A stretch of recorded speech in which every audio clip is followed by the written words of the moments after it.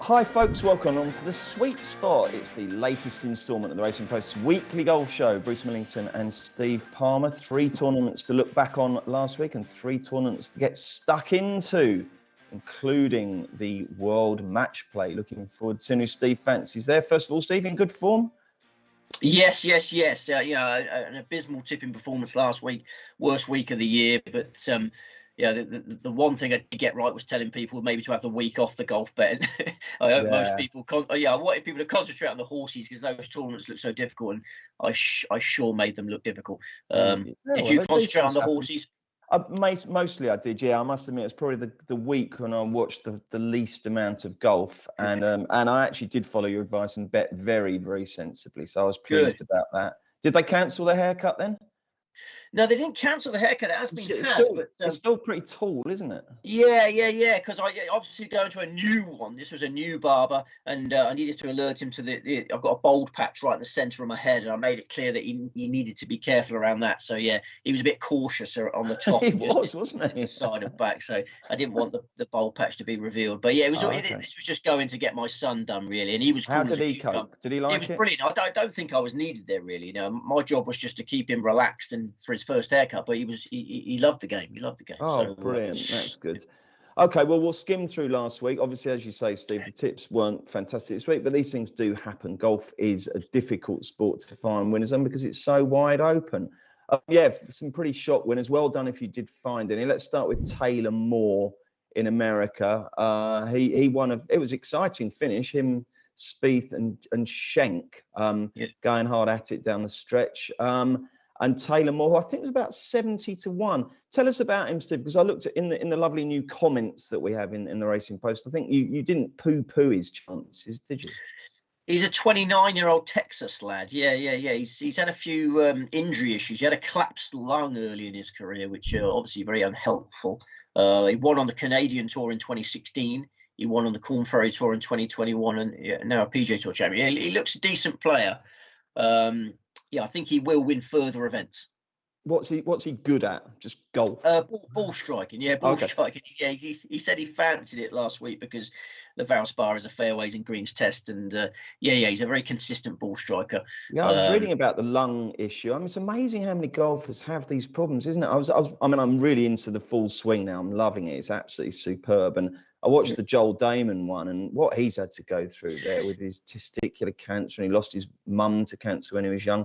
You know, we kind of think of them as these pampered millionaires who have fantastic upbringings and nothing ever goes wrong, but it's not true, is it? And I love the Joel Damon episode. That was brilliant. Oh. Yeah, he's top man, and he's top man. I mean, if you or I had a collapsed lung, we wouldn't be PGA Tour champions, would we? We just capitulate from there. I remember Bryce Mulder had something similar. Remember Bryce? He's got some sort of. I think his is like a permanent issue, isn't it? His chest. There's something structurally wrong with his skeleton, I think. Yeah, that's right. These things happen, and it just shows good mental strength if they get through these things. I should think that the bookies were very pleased to see Jordan Spieth fail to win. He hoiked it into the water at 16. I like this guy Schenk. The shot he played left-handed on 18 from behind the tree. That was something else, wasn't it? You had to feel for him, didn't you, when it went up against the tree, because he was in great position until then. Yeah, what an unfortunate surname for a golfer as well. Adam Schenk. Is it Shank or Schenk? Well, it is Schenk. Yeah, it's very similar to Shank, isn't it? Well, there's one word you don't even named after. It's that, isn't it? I suppose so. Yeah. But so no, he was plucky as they come, and I was pretty gutted for the Schenker actually. I've warmed to him. I really liked his interview afterwards. He seems a top man. Yeah, he does, doesn't he? Yeah, I liked him. No, the bookies would be delighted with how everything went really last week. Well, yeah, they loved the SDC Championship won by Matthew Baldwin, 37-year-old journeyman who was 150-1. I don't know if anyone managed to back him, but he made a mockery of it, didn't he? He did. I mean, he won on the Challenge Tour in 2011. So 12 years after that, almost 12 years after that, he's made his DP World Tour breakthrough. He's a Southport lad, so he almost had the Southport double on Sunday. Tommy Fleetwood, of course, was in contention in the Valspar. Very difficult to find. The only thing you could say is that windy forecast suited him. He's grown up playing windswept links tracks. He was very comfortable in those conditions. And then the Live Golf, that was quite an exciting finish down in Tucson, 4-way go, and Danny Lee emerged victorious. I guess he would have been a big price, wouldn't he, at the outset? 80-1 was available, I believe. Yeah, Danny Lee, a great underachiever. When he first burst onto the scene, I was really excited about Danny Lee. He's had lots of injury issues, and he's had some nightmares with his putting. There's been, there's viral videos out there of him 5-putting and stuff.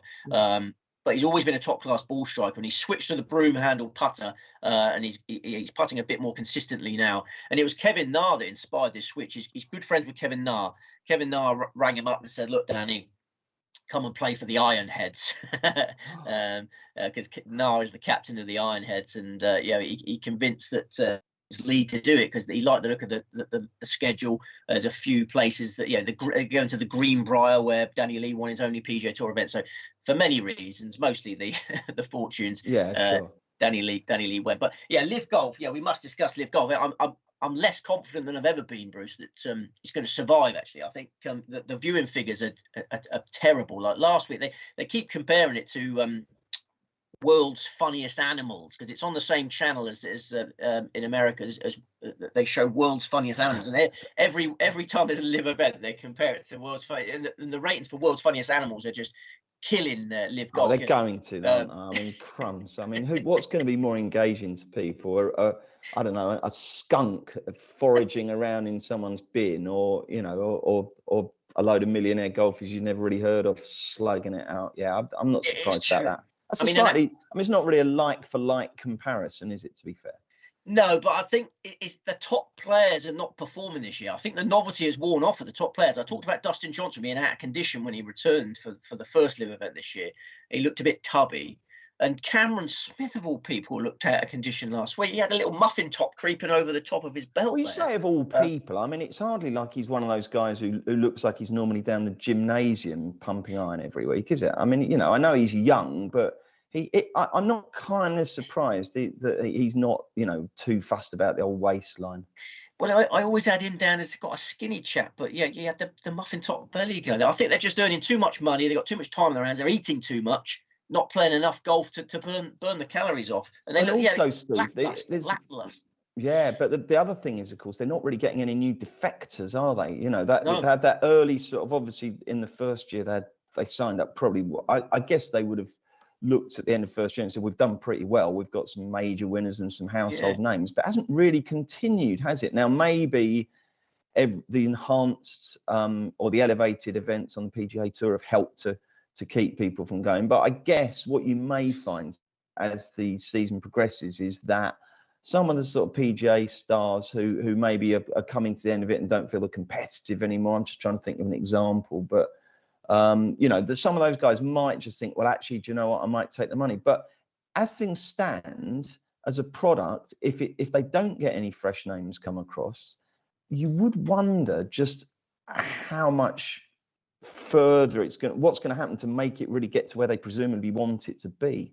Yeah, because if those gaggle of superstars, all they've got is a gaggle of superstars, if they don't perform and they're not in contention, it's really boring. I mean, I've been trying to get into Live Golf. I've been betting on Live Golf, but last week I'd say the highlight by far was when a rattlesnake appeared. I mean, there was a large rattlesnake that came onto the cart path as Mark Leishman, who was leading at the time, was walking along it, and they all had to sort of be careful going around this rattlesnake. And that was the most exciting moment of the tournament. That's almost where World's Craziest Animals meets Live Golf, isn't it? Absolutely, They perhaps need to merge the two to boost the Live Golf viewing figures. But I maybe have to stop watching it so avidly, because I like watching it on my phone no matter what I'm doing. And I was bored. Harsh spells last week. Surely the 4-way playoff must have been quite interesting. But Danny Lee's putt was good. Danny Lee's putt from off the green, that was an exciting moment. I'm glad I watched it though for information purposes. I'll let everyone know here because not many people do watch the Live Golf. Cameron Smith is carrying a wrist injury. Yeah, this was the big news from last week because he'll be on the radar of a lot of Masters punters. Masters on the horizon. Cameron Smith will be backed by a lot of people. I'd be very, very wary of backing Cameron Smith because there's a lot of talk about wrist problems last week, and they take ages to heal, don't they? So yeah, you do pick up information on certain players. Yeah, be careful with Cam Smith backers. Good man, you're so dedicated. Is that it for the review section of the show? I think it is. Yeah, let's onwards and upwards. Okay. Well, before we get stuck into this week's 3 tournaments, a quick message just to remind you to what should people do, Steve? Rate, review, subscribe, rave. No, it's like, comment, share, and subscribe. You got 1 out of 4, not bad. If people can find a way of doing the other, I know. If people can find a way of doing the other things, then fine. Right then, we'll start with the World Matchplay. Who sponsors it this year? Is it Dell? It's Dell, and it's the last one. The rumours are rife. I mean, this will be the last one, I think, because the designated elevated events have taken over and the WGCs are being phased out. Oh, what? So we won't even be having the match play, or the chief executive Dell has decided not to sponsor it? No. There is no match play, I don't think. I think this is the last hurrah, so enjoy it while you can. Well, yeah, absolutely. It's not everyone's cup of tea because it's certainly different. Steve will take us through the format, but here are some indicative prices. Scuddy Scheffler, 17-2. John Rahm, 11. Rory McIlroy, 14. Patrick Cantlay, 18. Colin Morikawa, 22. Victor Hovland, 25. Oh, we've got a couple out of order here. Schauffele, Spieth and Homer, 22. So's Hatton, so's Finau. Sunjay, 30. Zalatoris, 35. 30-day, 40 bar. Right then, Steve. It's is it top 64 group stage and then knockout? Just run us through the format, if you would. Yeah, it's a complicated business. 64-man field chasing the first prize of $3.6 million. We've gone elevated for this last one. Is it an earlier start? Is it a Wednesday start? Or we can't stress that enough. Go on, start. Yeah. Better start the first stressing. Okay. Yeah, so Wednesday afternoon start, approximately 2:15 p.m. UK time. Okay, so don't dilly-dally with your wages. Don't dilly-dally with your wages. Don't back Justin Thomas because he's not in it. He's the only member of the elite who's not entered. He doesn't like the golf. Yeah, he doesn't like the golf course. I mean, you must have one now. He's turning his nose up at $3.6 million check because he doesn't like golf. Yeah, it shows. I don't know what it shows, but he's freshening himself up for the Masters, I suppose. Okay. But he's not there. So we've got a round robin format in the opening stage. 16 groups of 4, 3 days of group combat. Only the group winners progress. Then we've got last 16 and quarterfinals on Saturday, semi-finals and final on Sunday. And we're at Austin Country Club, Austin, Texas. It's hosted since 2016. 7,108 yards, par 71, 3 par 5s. Cloudy and breezy for the first 3 days, then sunnier and calmer at the weekend. 7 rounds in 5 days. And although the format does sort of lend itself to slightly more randomness in the same way that, say, the FA Cup should be more random than the Premier League, does the cream tend to rise to the top, or is the Roll of Honour littered with big names? More recently, the cream has been rising to the top. Yeah, so it's an event that we can bet with. We can't bet with huge amounts of confidence, but we should have a bet. Okay, fine. How many selections have you got? I've only got 2. 2, right then. Who do you like the most? I think at the prices, I like Colin Morikawa the most, 22-1. 2 Americans have contested each of the last 4 WGC Matchplay finals. I'm going for 2 Americans this week. They can't meet in the final because they're on the same side of the draw, but they can't meet until the semi-finals. And bookmakers each way terms this week a quarter at the first 4. So we're going to get paid out on both of these bets. Is everyone doing that? I mean, there's nothing to stop. Some bookmakers do a 5th the 8 in some tournaments. I would have thought that would have worked for this because you get quarterfinals. But anyway, it's quarter the 4, is it? Yeah, I think there's options out there, but the standard's quarter the 4. Okay. And if we back these 2 Americans, we can get paid out on both, even though they're likely to meet in the semi-finals. And the key to success in this tournament for me is finding greens in regulation, wearing down your opponent, churning out greens in regulation. Players who make loads of long game errors can give holes away in a flash, one bad shot and they lose the hole. I like the players who keep the pressure on their opponent, jab, jab, jab, jab, jab, jab, jab, bosh. Morikawa is perfect for that jabbing role. He's always prominent in the greens and regulation statistics. He's the best iron player in the world, in my opinion. He's getting back to that level that made him a 2-time major champion. We had a cold putter at Sawgrass, but he was thrilled with his swing. He says he's swinging better than ever. They're big words for a player of his ball striking class. Any week that Morikawa putts to tour average standard, I think he's going to contend this year, and he's going to be really, really difficult opponent for anyone this week. I like his draw. What Jason bracket's in? Sam Snead? I'm not sure, but a lot of people looking at his draw thinking it's a tricky one. But Jason Day's become so popular with punters. Everyone loves backing Jason Day again now. He's made a decent start to the year. He's got a great record in this event. But Jason Day was winning this in his pomp. It's been ages since he's won an event. And it's been ages since I've backed him. And I just think that Jason Day fan club is keeping the Morikawa price big this week. 22-1 is a juicy price. Victor Perez and Adam Svensson, the other two members of the group. So I think Morikawa will beat them all. He's only played in this event twice. He's only 26. We forget how young Morikawa is and how little experience. He's building match play experience. He made his Ryder Cup debut in 2021. He tied with Victor Hovland in the singles, and he made his President's Cup debut last year, thrashed Mito Pereira. So I think he's ready to win top class match play event now. He won his group last year.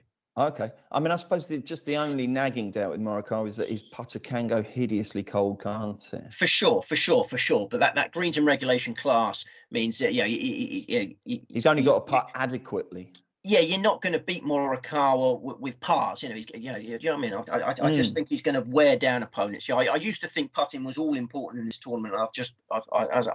As years have gone by, I've realised it's about churning out greens and regulation. And I suppose if this is the one tournament where commentators are allowed to say it's a match play situation. but in that situation, when he is just finding greens the whole time, I suppose it does force his opponent to maybe go flag hunting sometimes, doesn't it?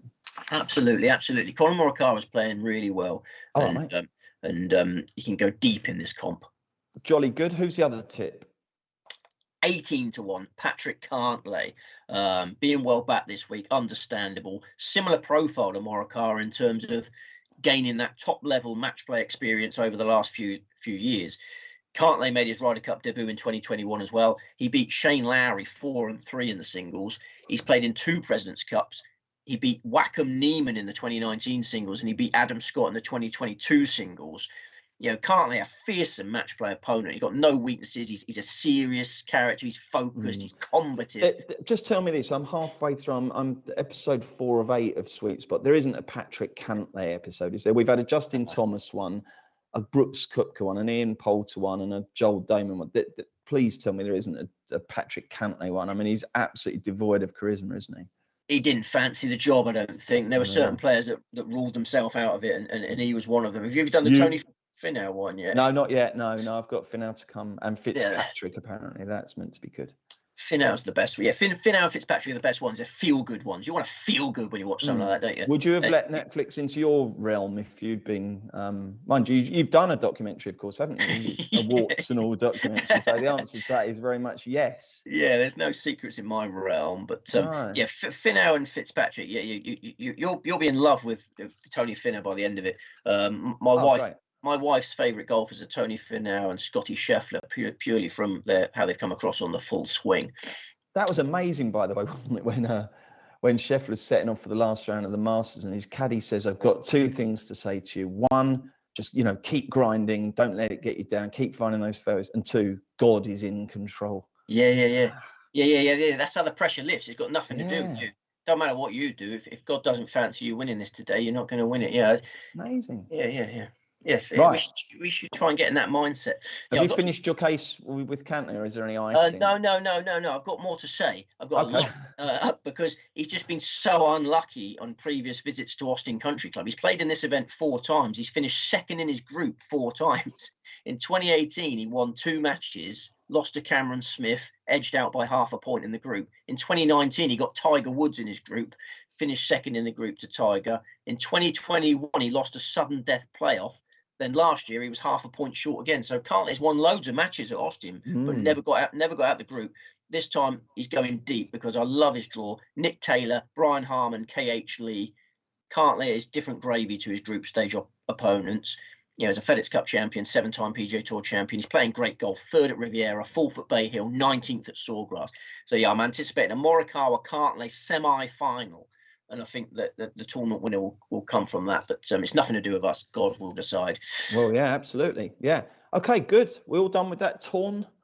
I think we're all done with that torn. I dissuade punters from back in the top 3. I mean, every designated elevated event, we have to discuss the big 3, as they're known. Scotty Scheffler's got a tough draw, 8-1, tough. Tom Kim, Davis Riley, Alex Noren. Is not straightforward to progress from that draw. John Rahmer's got a horrific draw. Ricky Fowler, a resurgent Ricky Fowler, Billy Horschel, former champion in this event, Keith Mitchell in the form of his life. Rahm could lose all 3 matches, 11-1. Not for me. Rory McIlroy's got a good group, but then he's drawn to play Tyrrell Hatton in round 2. So yeah, I'd avoid the big names. Okay, mate, excellent. Right, I'm looking forward to the Corrales Puntacana Championship because my new favourite golfer is very prominent in the betting here. Wyndham Clark, 10-1 favourite. Good old Joel Damon. Come on, Joel, this is your week. He's 18-1, and then we've got 20-1 for Thomas Detry. The 22-1 shots are Matt Wallace and Taylor Pendrith. Ben Martin's 25s, along with Akshay Bhatia. Tyler Duncan, 28. Eric Van Rooyen, 28. So's Nikolai Hogard, and it's 30 bar. So it's a kind of very much a lower quality event, a bit of a fusion of PGA Tour also-rans and a few stars from the European Tour. Tell us all about it, Steve, before we get the tip. Corrales Golf Course, Puntacana Resort and Club, Dominican Republic, 7,670 yards, par 72, 4 par 5s. Hosted since 2016. We had 2 editions as a Corn Ferry Tour event before it got PGA Tour status in 2018. Only 120 runners, sunny and breezy all week. Nice. Okie dokie, how many selections have you got? 3. Right, lead on then with your principal fancy. It's Thomas Detry at 20-1, for whom this event could soon become a home game. He's a PGA Tour star now. He got his card last year. Therefore, he needs a base in or around America. And the Dominican Republic looks like being his choice. He said that in an interview I watched earlier this year. He loves the Punta Cana resort. He's a regular visitor here.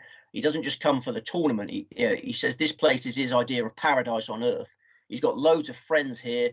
It's his favourite tournament of the year. His form figures in the event are 33, 33, 13, 15. This time, he tees up as the highest ranked player in the field. He's the world number 82, and it's a massive chance for a PGA Tour breakthrough. Detry finished 2nd in the Bermuda Championship earlier this season. It's a similar assignment to this. He did that with JP Fitzgerald as his caddy. That's his favoured bag man, and he's got him alongside him again this week. I liaised with JP yesterday, and he was jetting out of Dublin. I think he must have been over for the Cheltenham Festival, and he was jetting out of Dublin for the Dominican Republic. So I think Detry and Fitzgerald are the dream team this week. Have you been to Punta Cana? I have. It's nice, very nice. I'm not sure I'd definitely live there, though. I think if I was a US Tour pro, I think I'd go Florida probably.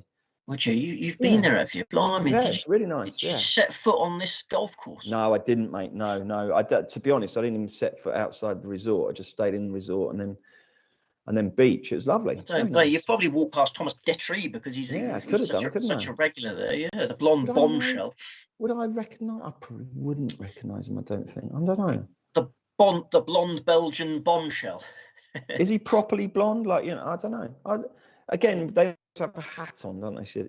I don't think I'd recognise him. But anyway, he's the headline fancy this week, and then you've got 2 more to supplement that. Who's the first of those? It's Ben Martin at 28-1, who's found form again in his mid-30s. He won on the PGA Tour in 2014. He won twice on the Corn Ferry Tour prior to that. He was 4th in the 2015 Players Championship. There was a time when Ben Martin looked to be developing into a major contender. Injuries got in the way of that. He's fought his way back, and last year's Corrales Puntacana almost ended this long victory drought he's on. He led after 18 holes. He led after 36 holes. He led after 54 holes. He lost the lead on the back 9 on Sunday. Then he missed a short putt on the 18th hole, which would have forced a playoff. So it was agonising stuff. He was seriously emotional afterwards in the interview. He couldn't speak. He was so gutted about that. Oh. But he was 565th in the world rankings going into that event. He's 260th now, and the signs are positive. His last 4 starts: 13th at Pebble Beach, 5th in the Honda Classic, 54th at Sawgrass, 45th in the Valspar. He was 9th in the 2021 Kerala, second last year. So yeah, I think Martin is going to contend. Jolly good. And who's the other one? Is Akshay Bhatia, 35-1 now. It's best. Really, really interesting player. Loves playing in the wind. He's a creative player. He's a shot maker. He says his creative juices come out in on courses like this, windswept coastal tracks.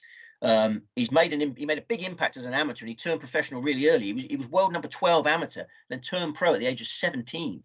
He wanted instant dollar. And at the age of 21 now, he's just turned 21, and he's got himself a PGA Tour card. Second place in the Puerto Rico Open earned him special temporary status.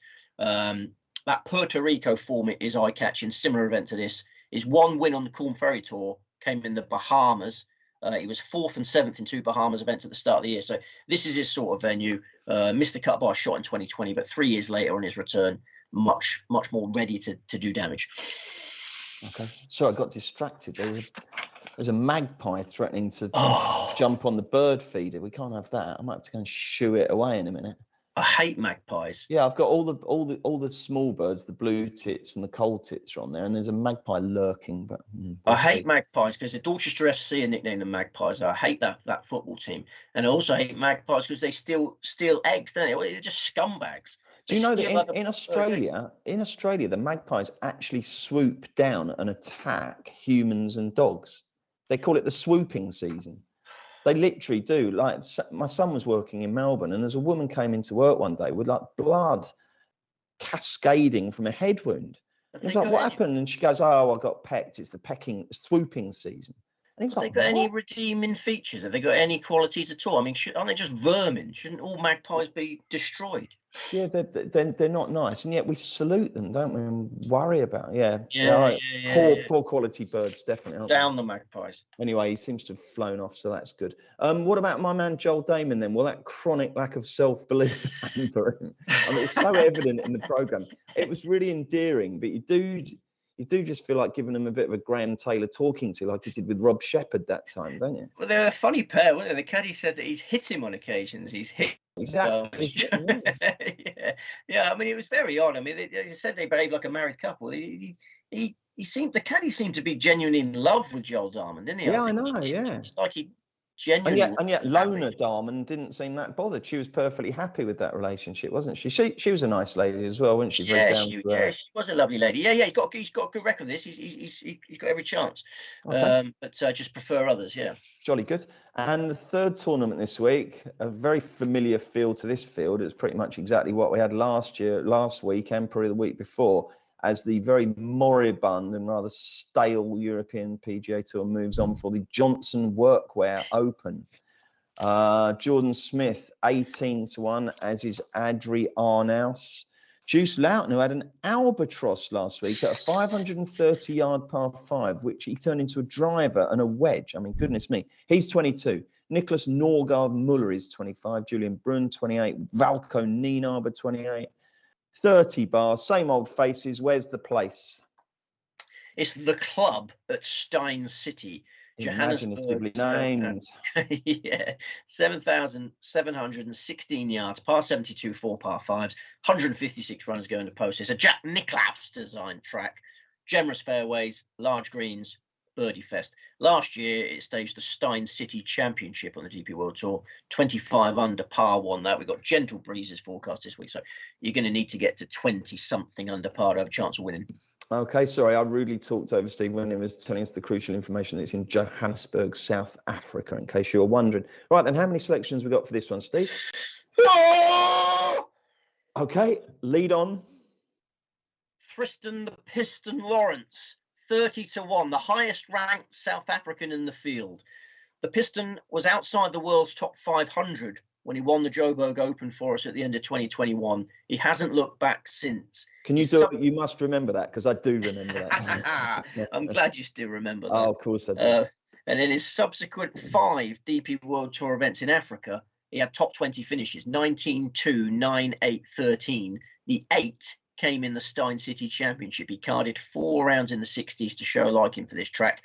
He won his second DP World title at Crown Thurthier in August. Then he completed a hat-trick with South African Open glory just before Christmas. So this is a player grown in confidence, grown in self-belief. Last week, he finished 14th in the SDC Championship. I think he's going to contend in his homeland again. He's got a great record in his homeland. He's only 26. He looks a lot older than he is. He's still improving his Tristan. And he's got nobody to fear in this, as you say, humdrum lineup. Excellent. Good old Tristan the Piston. He's Steve's headline selection. The main danger is keeping the faith with Valco Neighbour. He's becoming a little bit Thomas Peters, this chap, mate. Go on, convince me. Keep the faith. He was worth a dabble at 66-1 last week. Just had a couple of card busters in those strong wins on Thursday, but he was under par on the Friday. Missed the cut by 2 shots. I wouldn't worry too much about last week. He made an eagle and 8 birdies. He's got that scoring power, and there's less scope for card busters on this week's track. The length of the course plays into his hands. Wide fairways, trouble free. He turned up at Stein City last year off a miscut, and he finished 10th in the Stein City Championship. He carded back-to-back weekend 67s. This track is dreamy for Neighbour. He's won on Sunshine Tour. I think he'll threaten a DP World Tour breakthrough on Sunday. Okay. Third tip. Tom McGibbon, 40-1. My team stacked with rising stars of the game here. Tom McGibbon gets compared to Rory McIlroy because of their Northern Irish roots. Who knows if he's going to be as good as Rory McIlroy? McGibbon has made a similarly promising start to his career, that's for sure. He played well in South Africa as an amateur. He performed well in South Africa on the Challenge Tour last year. And he's played 4 DP World Tour events in South Africa and finished in the top 20 in all of them.